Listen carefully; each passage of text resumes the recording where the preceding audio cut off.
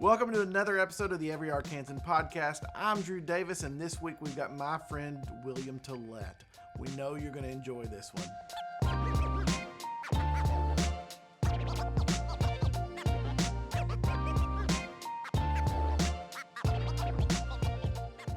William Tollett, Dr. Tollett. I'm not even sure. I've always just called you William. That's the best name.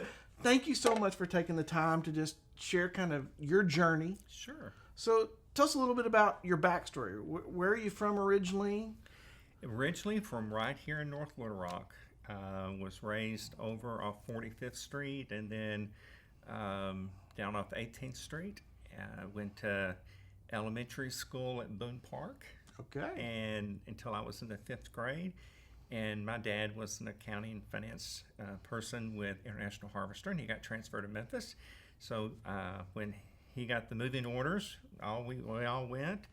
And so I was raised in Memphis for most of my younger life. Graduated from high school at Whitehaven High School. Saw Elvis Presley every day he was in town. When I would go past his house, he would be riding his horses out front if he wasn't out on the road entertaining. And graduated from high school and didn't really know what I wanted to do. And so I decided to just take a year off and work and got into banking and worked for Twin City Bank, that is now Centennial. Worked with them, and the whole time I was in college, started at the University of Arkansas in Little Rock, and I was an accounting and finance major, and God interrupted my life at 19, and I came to a personal relationship with Christ. And during that time and just seeking Him, about a year later, as I was getting ready to start my junior year, I really sensed that God was redirecting me in some area of ministry. And my pastor encouraged me to transfer and to go to Ouachita. So I had quite a bit of business hours, and I didn't really know how God was going to weave the tapestry of my life at that point. So when I transferred to Ouachita, I did a double major in Christian ministry, biblical studies, and business administration. Finished college, found my bride there. We married. Ron and I have been married almost 39 years, have 2 children, Rachel and Drew, and they're in their mid-30s. And in that journey, ended up going to seminary. And in seminary, they were offering a new emphasis. And so I did my Master's of Divinity with an emphasis in church business administration.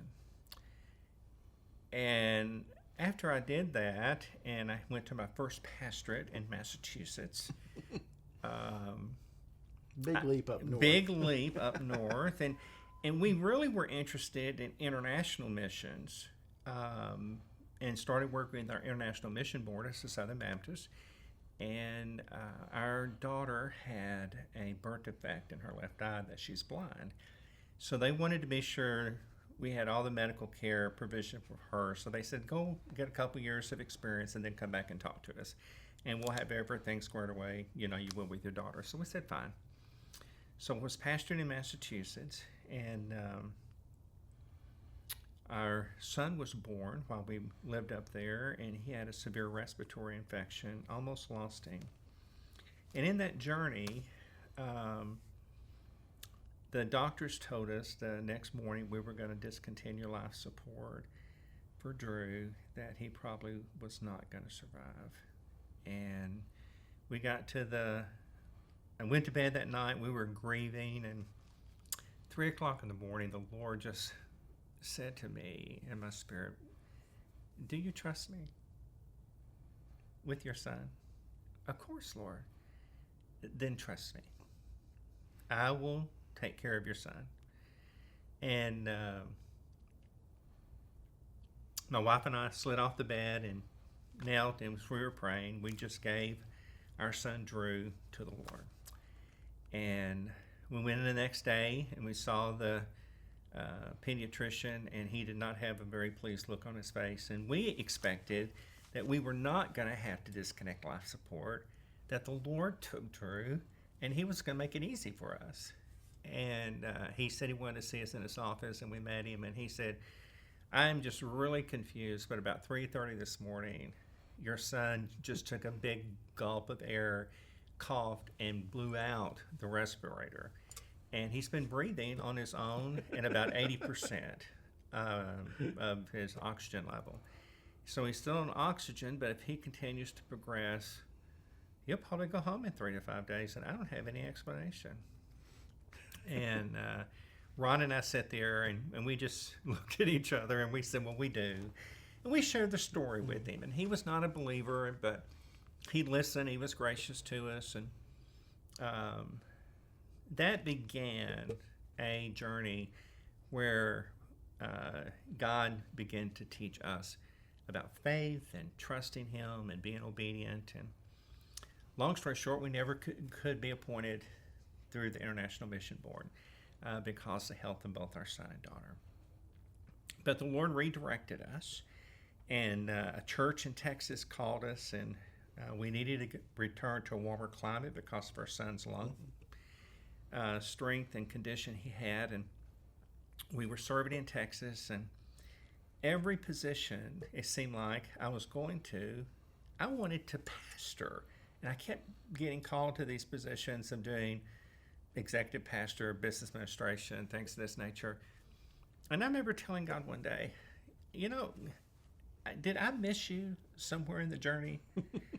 I thought the call was to do pastoral ministry, but in my very myopic view of life, I thought that was the only kind of ministry there was to be a pastor, and did not really understand the journey is that God can use any willing vessel. And so in the process, I began to soften and yield and became very comfortable in that environment, served some very nice, wonderful church families, largely in Texas. And then the Lord moved us to Arkansas after about 18 years. What I found along the way, Drew, was that he was just equipping me with snippets of things that I was going to need for the real journey.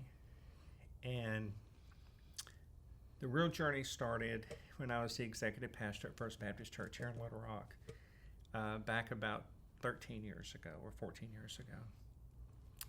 And our son was a senior at Baptist, what is now Baptist Prep. But he had made some choices and became connected with some friends that also were making poor choices, and was going down a toilet bowl of life very quickly. But he finished high school, and all he ever wanted to do was be a Marine, and went to the Corps, suffered an injury, came home, and really hit the bottom in depression. And he found his comfort in alcohol and drugs. And I say this sarcastically, and I don't mean anything demeaning, but I sort of sat in my ivory tower at First Baptist Church every day, and I served needs of people, and I helped people. But I just felt like, Lord, there's got to be something more in this journey.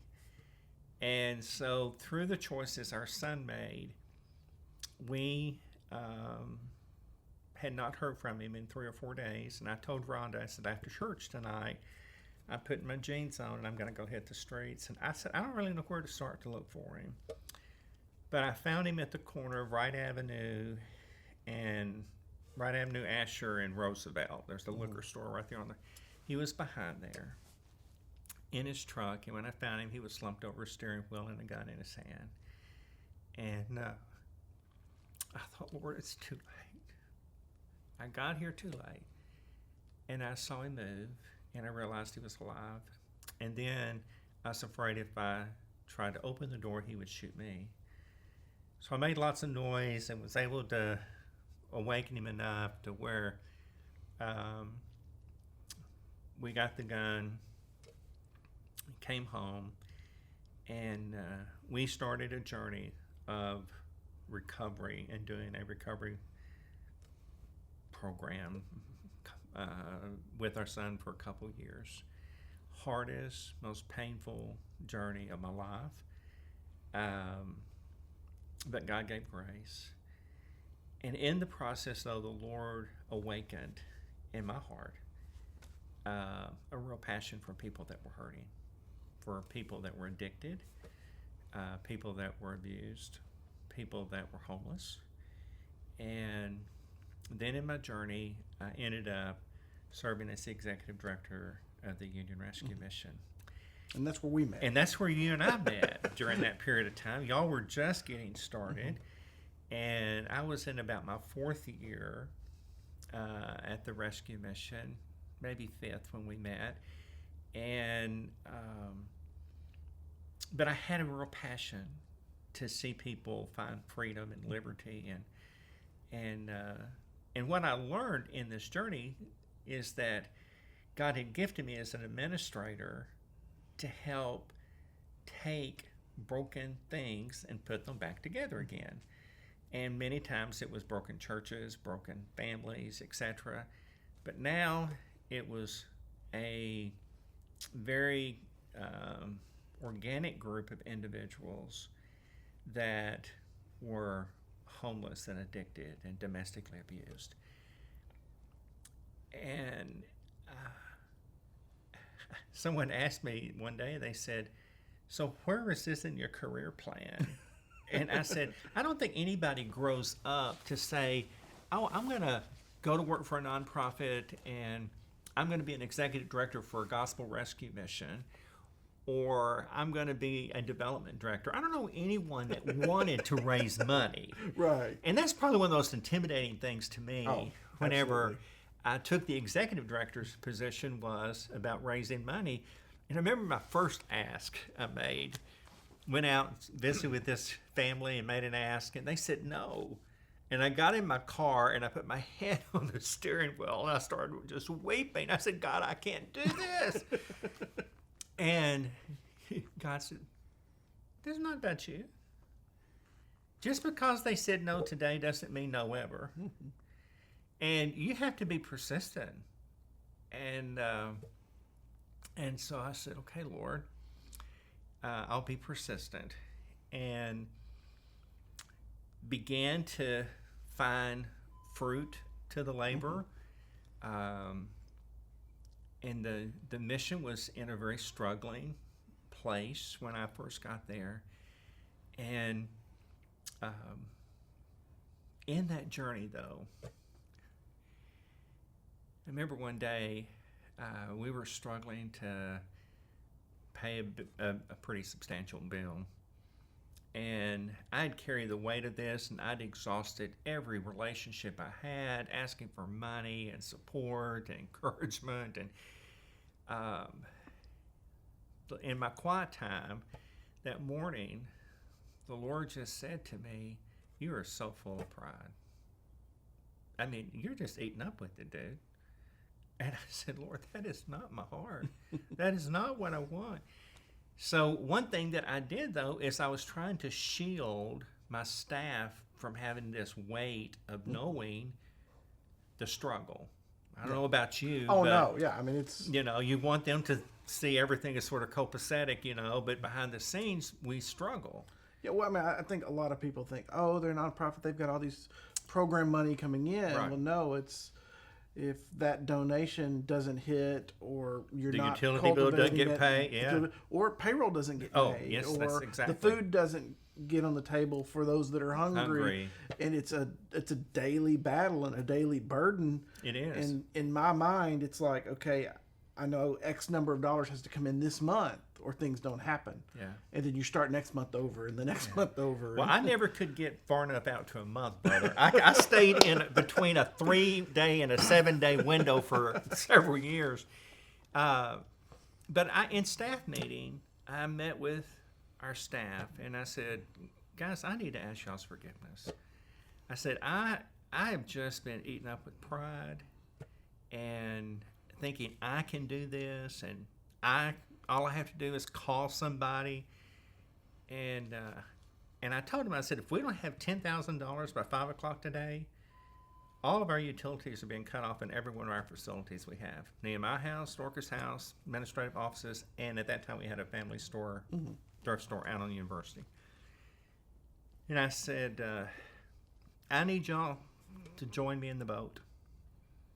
And it's the faith boat that we're going to have to trust God. And would y'all be willing to join me in that journey? And they all said yes. And all my staff members were in there but one individual. So I began to pray. And we spent that whole staff meeting just praying for about an hour. And I went to my knees, and finally I was just laying out before the Lord. And Michaeline came to the door and said all she could hear was sobbing and people crying. And she said, I was raised Catholic. I didn't know what any of that meant, you know? She said, so I was afraid to go in. And at 5:15, we had locked the door, and the bank closed at 6. There was a knock on the door, and a man said, I'm here under a mandate from God. And she said, I don't know what a mandate of God is, but it sounds really important. So she let him in, and he said, I need you to give this envelope to your executive director. And she said, well, I'm sure he wants to meet you. She said, no. He said, I don't have time to meet anybody. I'm doing what God told me to do. He knows what to do with it. And she brought the check back, and I opened it, and it was exactly to the penny what we needed. Now, someone had gone to the bank and made an anonymous gift in the bank, and so $3,000. So I needed $7,000, and that's what this check was for, was $7,000. And he said he would have come earlier. He said, at 3:30, God told me I needed to make a gift, but I've been struggling trying to find out how much God wanted me to give. And she said, her words to me was, I'm the savior of the mission today. And I remember one of the things that we prayed was, God, we're not going to touch your glory. We won't do that. And as soon as she said that, I just rebuked her. I said, absolutely, you're no one's savior, because the last savior there was died on the cross. And unless you're willing for someone put some nails to your hands and you to die right now, you're no one's savior. And she says, William, I'm just kidding. And I said, I know, but you weren't in there. And one of the things that we said, we would not take glory for this. This would be a God moment.